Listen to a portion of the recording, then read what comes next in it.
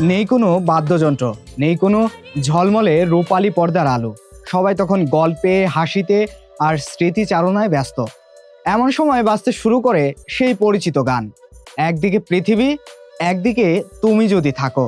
আর এমনই সময় মুখোমুখি দাঁড়িয়ে গেলেন জনপ্রিয় অভিনেত্রী শাবনূর আর অভিনেতা অমিত হাসান।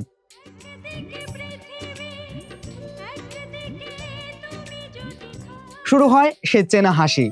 সবাই তখন দর্শক, মুঠোফোন নামিয়ে অনেকেই শুধু তাকিয়েছিলেন। 1993 সালে চাঁদনি রাতে চলচ্চিত্রের মাধ্যমে রূপালী পর্দায় যাত্রা শুরু করেন শাবনূর।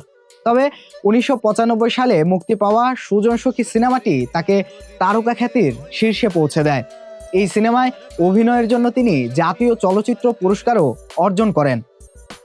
এরপর আনন্দ অশ্রু, প্রেমের তাজমহল, মনের মাঝে তুমি সহ এমন অসংখ্য জনপ্রিয় সিনেমায় অভিনয় করেন।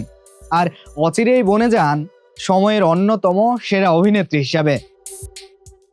শাবনূর বহুদিন ধরেই প্রবাস জীবন কাটাচ্ছেন, ফলে ঝলমলে রূপালী পর্দার আলো থেকে অনেকটা দূরে। তবে ভক্তদের হৃদয় যেন অতি কাছে।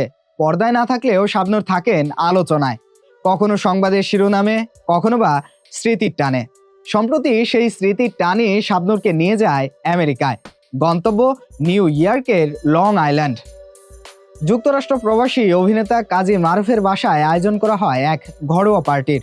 আর সেখানেই উপস্থিত হয় ঢালিউডের জনপ্রিয় অভিনেত্রী শাবনূর আর অভিনেতা অমিত হাসান। আর সেখানে গানের তালে তালে নাচতে দেখা যায় দুজনকে। নাচের পাশাপাশি অমিতের সাথে এই শাবনূরকে গাইতেও দেখা যায়। ভিডিওটি প্রকাশের পর নেট দুনিয়ায় বেশ ছড়িয়ে পড়েছে। দীর্ঘদিন পর একসঙ্গে দুই তারকাকে দেখে ভক্ত অনুরাগীদের উচ্ছ্বাস প্রকাশ করতেও দেখা যায়।